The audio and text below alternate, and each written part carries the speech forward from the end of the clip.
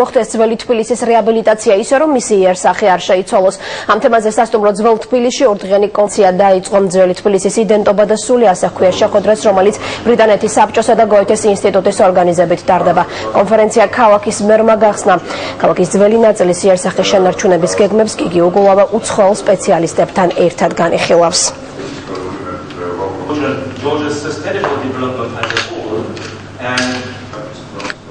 სასტუმრო ძველ თბილისში მიმდინარე შეხვედრას ლილი გოგოხი აშუქებს, რომელსაც პირდაპირ ეთერში ჩავთავთ. ლილი, რა განცხადებები კეთდება კონფერენციაზე?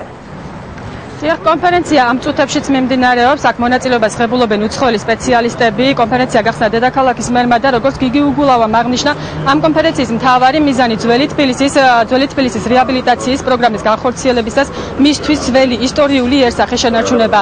დედაქალაქის მერმა მოსახლეობის საუბნო ფონდის გაუმჯობესებაზეც ისაუბრა და აღნიშნა, რომ ახალი პროექტების განხორციელება დამატებით სამუშაო ადგილების შექმნასაც უზრუნველყოფს. ერთი მხრივ წარმოადგენს იმ კონკრეტულ პროგრამას, რომელიც იცით კერძო ინვესტიციების მოზიდვას გულისხმობს ძველი თბილისის რეაბილიტაციისთვის, რომლის ერთ-ერთ მთავარ პრობლემას მძიმე ავარიული სახლები წარმოადგენს.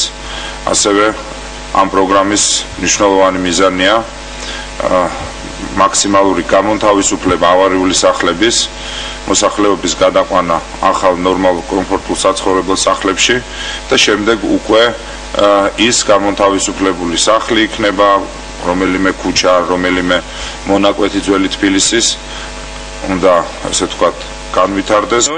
ძველი თბილისი უნდა იყოს მუზეუმი, თუმცა ეს იმას არ ნიშნავს, რომ ქალაქი იქნება ჩაგედილი.